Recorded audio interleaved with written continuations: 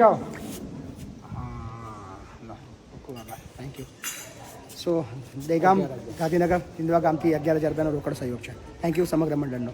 અને બાજરી અને ઘઉં પણ લઈને આવ્યા છે 17 કટ્ટા. So thank you so much.